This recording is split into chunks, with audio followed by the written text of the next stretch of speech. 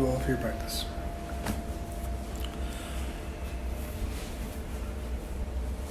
It's weird. It's quiet in here. Normally not this quiet.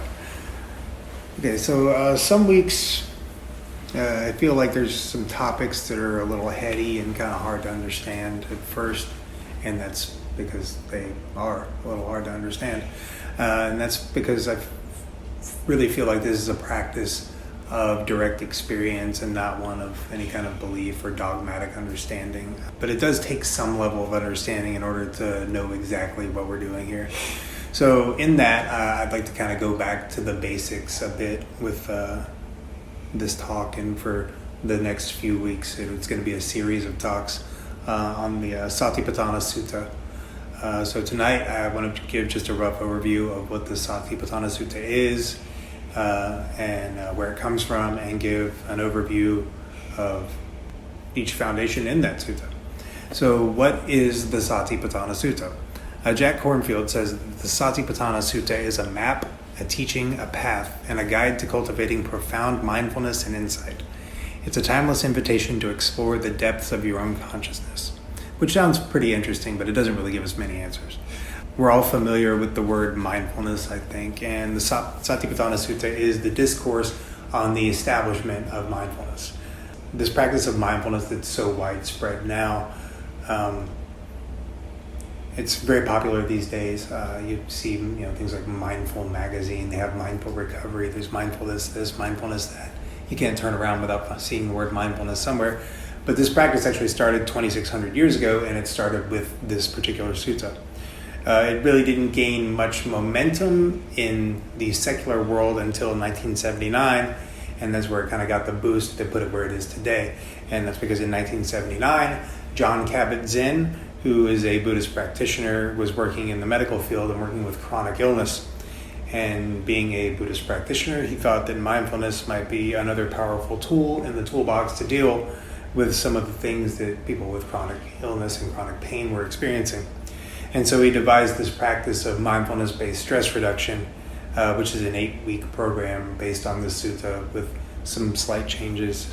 But all of the mindfulness-based stress reduction, mindfulness-based relapse prevention, mindfulness-based ethical living, Mindful Magazine, on and on and on, all that mindfulness stuff owes some level of credit to the historic Buddha, Siddhartha Gautama, because he is the one who, at least according to the stories, developed this practice. But when the Buddha was originally teaching this, and he was alive, nothing was actually written down. This was an oral tradition. And in fact, it wasn't until about 300 years after the Buddha's death that these teachings were actually written down for the first time. And though this practice originated in India, it was actually in Sri Lanka that the Pali Canon was first written down. It was actually written on palm leaves in a language called Pali, hence Pali Canon. Pali is essentially the lower caste version of Sanskrit. So whereas Sanskrit was the language of the more well-to-do, the Pali was the language of the commoner. So in the Pali Canon, that is basically the text most closely attributed to what the Buddha actually taught. And it's also referred to as the Tipitaka, or the three baskets.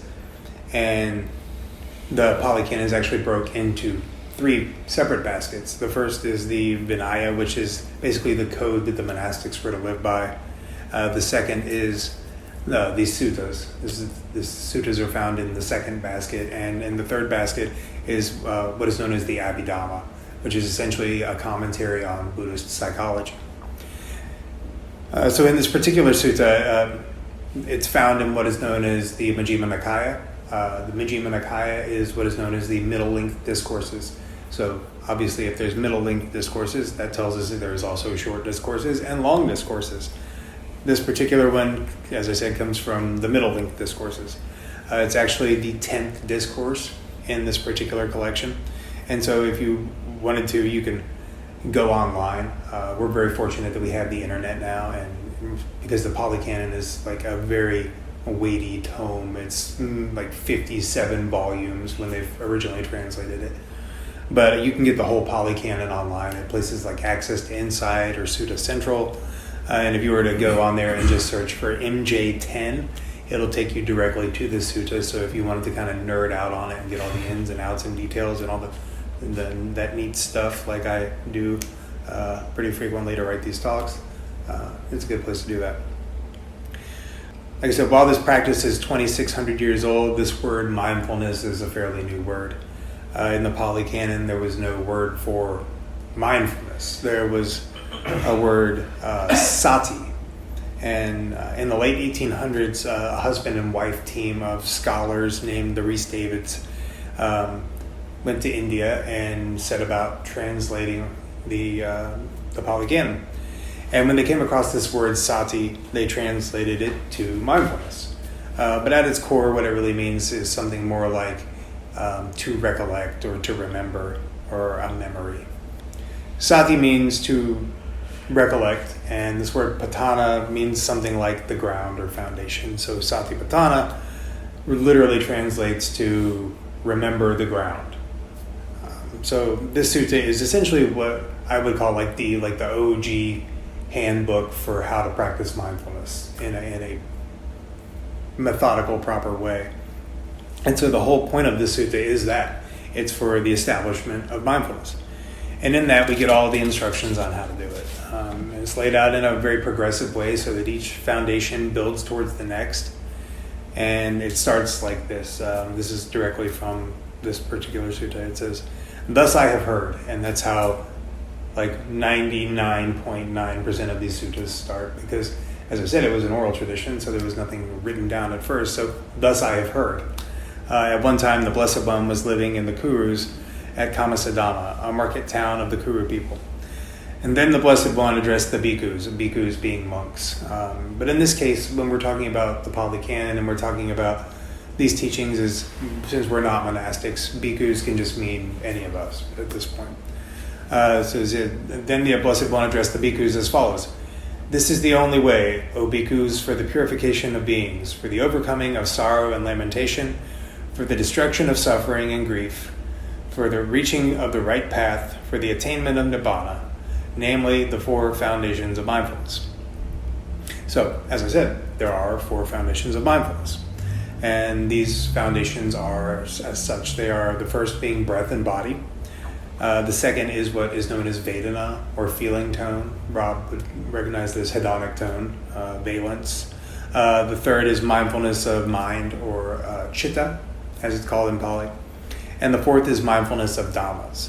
So in the first foundation, we essentially learn to train the mind in these physical aspects of mindfulness of the breath and mindfulness of the body.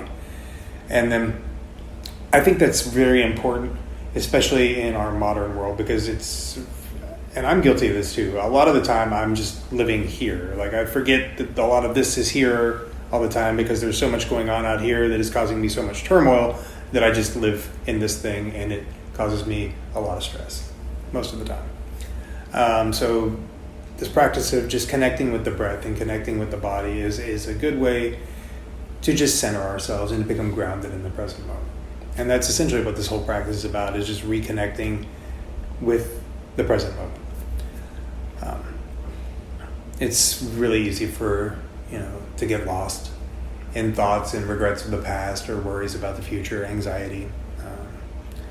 It happens more often than I would like it to, unfortunately. But using the breath and the body as an anchor can help us connect to what is happening right now. Unfortunately, what is happening right now sometimes can be very stressful as well. But at least we can be aware that it's happening, right? And it does suck to get caught up in things that are out of our control, but as I've found, most things in life are absolutely out of our control, so it's kind of better to just accept that, as hard as that is to do at times. So this is just a practice in essentially of being in the present moment with what I would call a non-judgmental present time awareness. And so how do we go about doing that? Well, the Buddha gives very specific instructions. He says, how does one live contemplating the body in the body? It says, "Here, O bhikkhus, a bhikkhu gone to the forest, to the foot of a tree, or to an empty hut, sits down, bends his legs crosswise, and keeps his body erect, and establishes mindfulness in front of him. I think that is a particularly interesting line. Establishes mindfulness in front of him. For me, that's directly correlated to the breath. Placing mindfulness directly in front of us would be right here. He says, mindful, he breathes in, and mindful, he breathes out. He knows, I breathe in a long breath. He understands when he's breathing in a long breath, or thinking, I breathe out a long breath. He understands when he is breathing out a long breath, or thinking, I breathe in a short breath. He understands when he is breathing in a short breath, or thinking, I breathe out a short breath. And it kind of goes on and on like that for many, many refrains. Far too many, if you ask me, but repetition is pretty important with this because that's how we remember these things. And then it goes into mindfulness of the body, and he goes through actually 32 particular parts of the body, which we're to be mindful of. And this is kind of the invitation to become acquainted with the body itself. When we do body scanning, Vipassana, that is a practice of mindfulness of the body. And then it goes into mindfulness of postures. The postures mentioned in the Pali Canon are sitting, standing, walking, and lying down. So we can practice mindfulness basically no matter what we're doing. Then that continues on to mindfulness of activities, the things that we're doing, actual working. When we're working with our hands, when we're doing anything, we can have this practice of mindfulness on board to be in the present moment with it.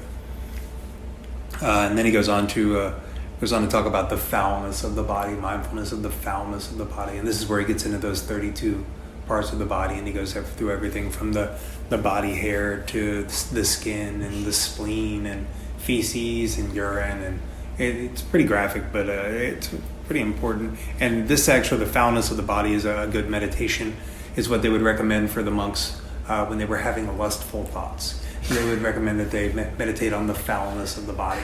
And oftentimes that they would send them to what is known as the charnel grounds, which is where they would put all the bodies that couldn't afford to either be burned or buried. And so you can imagine how lovely that is with just a bunch of corpses strewn all over the place. So if you're feeling horny, you go to the cemetery, and that might help. At least that's what the Buddha said. It's the old school cold shower. Right, exactly. There's actually a funny story about, and I've told this several times, but Ajahn Chah had a monk one time, one of his students, who was missing his girlfriend. He said, yeah, you could have her send you something. He said, yes, have her shit in a jar and send that to you. And then when you're feeling those feelings, look at that jar of her shit and you can think about her. That might be a good antidote. And that's the first foundation. And that's the first foundation of the body. The second foundation is, as I said, feeling tone or Vedana. And feeling tone is essentially just the pleasant, unpleasant, or neutral aspect of anything that we experience, right? It's everything that happens to us is going to fall into one of those categories. It's going to be pleasant, it's going to be unpleasant, or it's going to be neutral. And it's pretty easy for us to distinguish when things are pleasant or unpleasant. But I feel like most of life really falls into that neutral category when we're just kind of going through the motions, and especially if we're not being mindful. It's very easy to just be lost in this, in samsara, so to speak. And this happens unconsciously. And we get these impressions from the phenomena of life that, again, are pleasant or unpleasant or neutral. And that really goes a long way towards altering our perception, the way we perceive things, whether they're pleasant, unpleasant, or neutral. And then that leads to this third foundation of mind, which is essentially what I would call like the attitudinal lens through which we're viewing the world. So, and that can be disturbed really easily. So, you think about if you wake up in the morning and the first thing you do is you stub your toe and you go outside and you have a flat tire on your car. It's like, this is going to be a terrible fucking day. Like off the rip, like it seems like it's going to be a bad day. And once you've already established that lens, then you're setting yourself up for the bad day because that's the way you're going to be viewing the world. But if you wake up and somebody has made you breakfast and you don't stub your toe and you hit all the green lights, you're probably going to have a different attitudinal lens that day than if everything was going wrong. And so that's chitta. And chitta is actually an interesting word. It's translated as mind, but it's also translated as heart mind. And Stephen Batchelor, who's a pretty renowned Dharma teacher, goes as far as to translate chitta as soul. But it can fluctuate rapidly, even because everything is always in this constant state of change and constant state of flux. Our attitudinal lens can change as quickly as our feeling tone can change. What is pleasant one moment can be unpleasant in the next. What is unpleasant can be neutral in the next. And so we're just on this kind of roller coaster of ups and downs, pushing and pulling, this roller coaster of emotions. And so we have all these outside contributing factors that go into what creates the feeling tone, and then these factors can influence the mind, and then it's just a shit show. The whole mind is just a complete shit show, and it's a terrible operating system. I don't know who designed it, but I would like to have a word with them because it sucks. I'm looking for an upgrade, and I think this might be it, but it's taken a really long time. It's also, so the fourth foundation is what's called mindfulness of Dhammas. And this is really poorly translated a lot of the time. You'll hear it translated as things like categories of experience or phenomena. And I don't think that either of those translations are particularly helpful at all. Categories of experience, like what is that even supposed to mean to me? But if we're really paying attention to what the Buddha is trying to say, I really feel like he's just saying to be mindful of the teachings. Be mindful of this sutta, be mindful of all the suttas, be mindful of what you have learned in this practice. And and it's kind of a chopped up, weird Dharma talk there, but it's going to be elaborated on over the next few weeks, where I'm going to go through each foundation in particular and such. Does anybody have any questions about the Satipatthana Sutta that I may or may not have an answer?